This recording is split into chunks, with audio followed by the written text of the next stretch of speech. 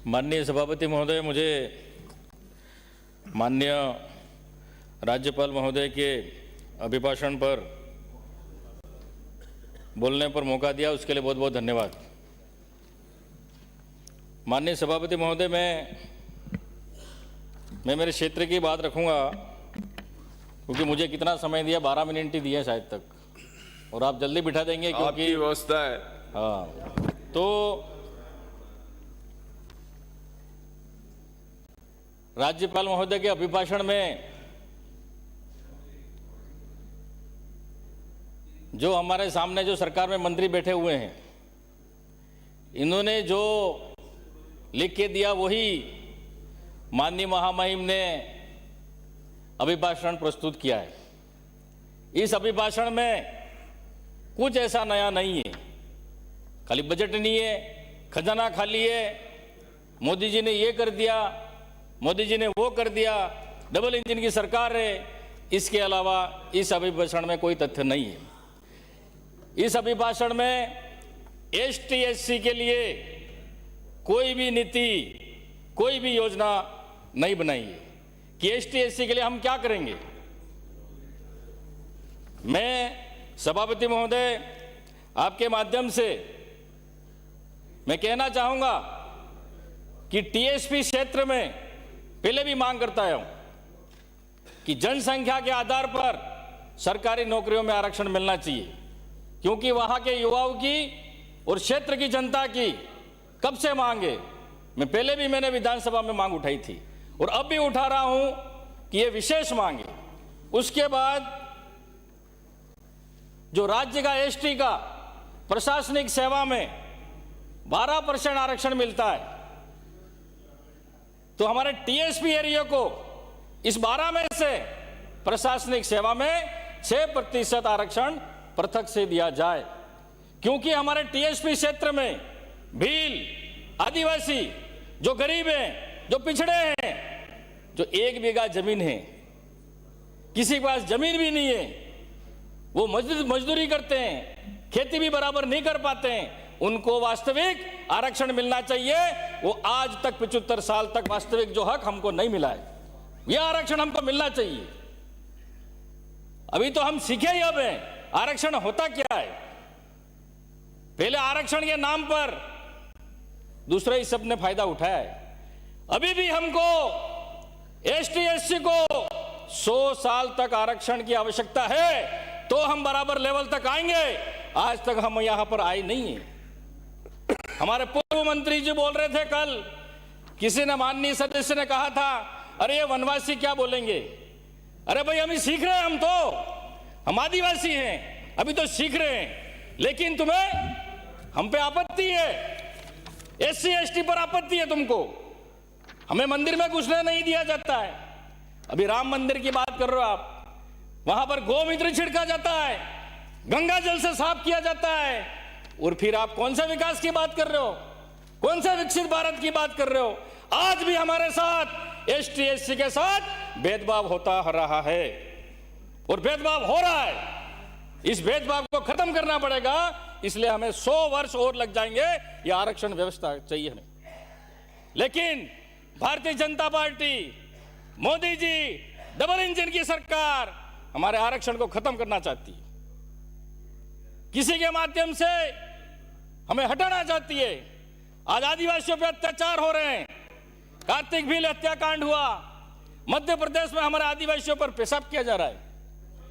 छत्तीसगढ़ में हसदेव जंगल को उजाड़ा जा रहा है, 90,000 वृक्ष उजाड़ दिए, आदिवासियों को वहां से भगाया जा रहा है, आदिवासियों को वहां पे गोली से उड़ाया जा रहा है, और बता रहे हैं जो वहां पर हक किया अगर आवाज उड़ा था आदिवासी, तो उसको नक्सली बताकर उसको गोली मारी जा रही है। क्या ये डबल इंजन की सरकार है? क्या ये मोदी जी की सरकार है? क्या आदिवासी इंसान नहीं है? क्या आदिवासी इस देश का मालिक नहीं है? उसका अधिकार नहीं है? यह मैं कहना चाहता हूं सभापति महोदय कि यह ऐसा हो रहा है।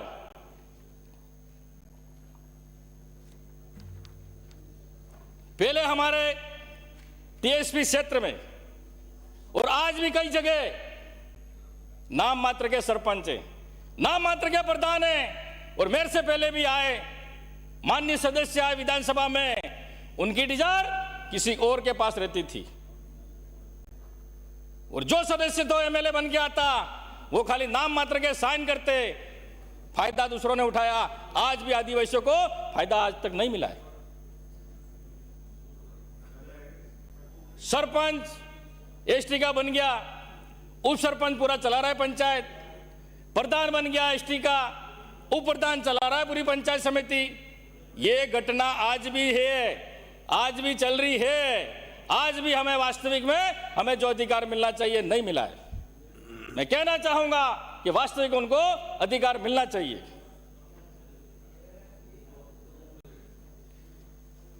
कई वर्षों से आदिवासी लोग बिला नाम जमीन पर बैठे हुए हैं, जो जंगल में बैठे हुए हैं, जो खेती कर रहे हैं, मकान बनाकर रह रहे हैं। न तो उनको वनाधिकार का पट्टा दिया जा रहा है, न तो बिला नाम पर जमीन पर वर्षों से बैठे हुए हैं उनको पट्टा या खातेदारी हक उनको नहीं दिया जा रहा है। आदिवासी कभी शहर की ओर नहीं गया, लेकिन शहर वाले और गांवों में जा रहे हैं, जंगल उजाड़ रहे हैं, उनको हटा रहे हैं। अगर गरीब है उसके लिए कानून है, नियम है, लेकिन जो पैसे वाला है, जो अमीर है, उसके लिए कोई कानून कोई नियम नहीं है। उसके लिए नदी में भी उसका होटल बन जाएगी, उसके लिए मकान भी अलॉटमेंट हो जाएगा, और जो बरसों से लोग बैठे हुए हैं उनके लिए कोई नियम कानून कायदे नहीं है। तो मैं चाहता हूं सभापति महोदय जी, वास्तविक में जो लोग बैठे हुए हैं बरसों से, उनको खातेदारी हक दिया जाए, उनको वनाधिकार पट्टा दिया जाए। यह नीति आपने नहीं बनाई, यह अभिभाषण में नहीं लिखा कि आदिवासियों के लिए हम ये करेंगे, एससी के लिए ये करेंगे, एसटी के लिए ये करेंगे। खाली बस जो लिख के भेज दिया, बजट नहीं है, ये नहीं है, लेकिन आप क्या करेंगे? आप तो कुछ नहीं करेंगे। लेकिन हमारे पूर्ववर्ती सरकार अशोक गहलोत साहब ने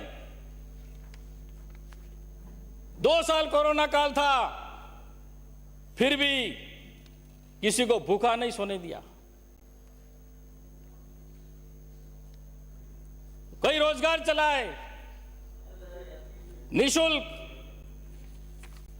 निःशुल्क जो भी है, मुख्यमंत्री चिरंजीवी योजना चालू की, 25 लाख का निःशुल्क इलाज मिल रहा था, फ्री में दवाई। ये भी अशोक गहलोत साहब की योजना है, अशोक गहलोत साहब की देन है। वास्तविक में वो अशोक महान सम्राट राजा हुआ करता था, और इन्होंने भी ऐसा काम किया है। भले आप ऊपर से मना कर रहे होंगे, दिल से तो वास्तविक में कांग्रेस सरकार ने सभी वर्गों का 36 वर्ग के लिए काम किया था। खाली आपने नाम बदलने का काम किया है। मणिपुर की घटना, मोदी जी मौन, भारतीय जनता पार्टी के नेता मौन। क्यों मौन हो भाई? क्यों मौन हो? क्योंकि वहां मणिपुर में वहां पर महिलाओं पर, आदिवासी महिलाओं के साथ बलात्कार किया जा रहा है। क्योंकि वो आदिवासी है, इसलिए आवाज आप नहीं उठाओगे। अगर कोई हिंदू होता तो आप आवाज उठाते, क्योंकि वो आदिवासी है, इसलिए आप आवाज नहीं उठा रहे हो। उनकी इतनी तकलीफ हो रही है, लेकिन इसके लिए आप एक शब्द बोलने के लिए तैयार नहीं हो। अरे मोदी जी, ये डबल इंजन की सरकार है। क्या मणिपुर भारत का राज्य नहीं है?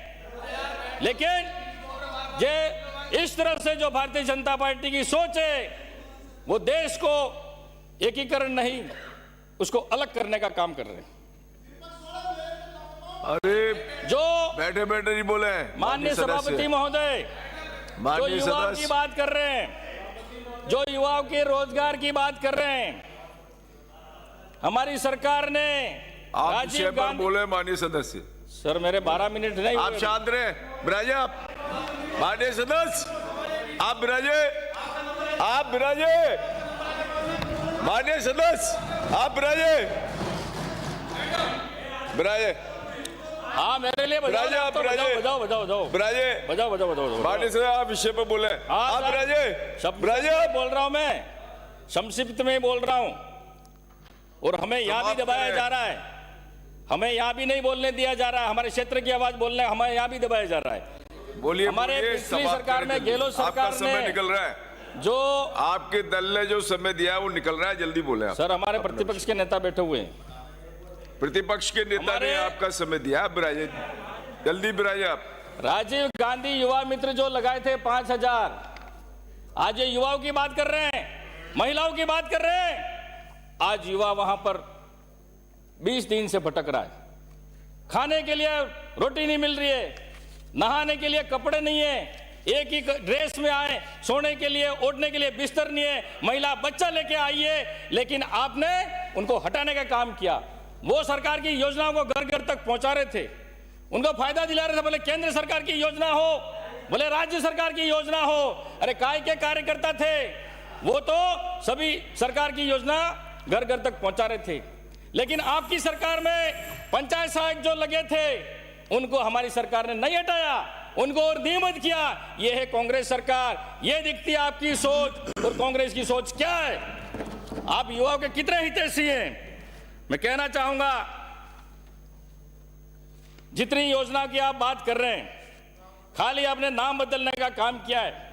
पेंशन, बिराजे। आज गरीब लोग पेंशन श्री के लिए उदयलाल भटक रहे भडाना, हैं। और राशन की दुकान पर सर 2 मिनट, श्री उदयलाल हमारे भडाना। साथ पक्षपात क्यों ऐसा? नहीं, जो समय है हमारे उस साथ समय पक्षपात क्यों ऐसा?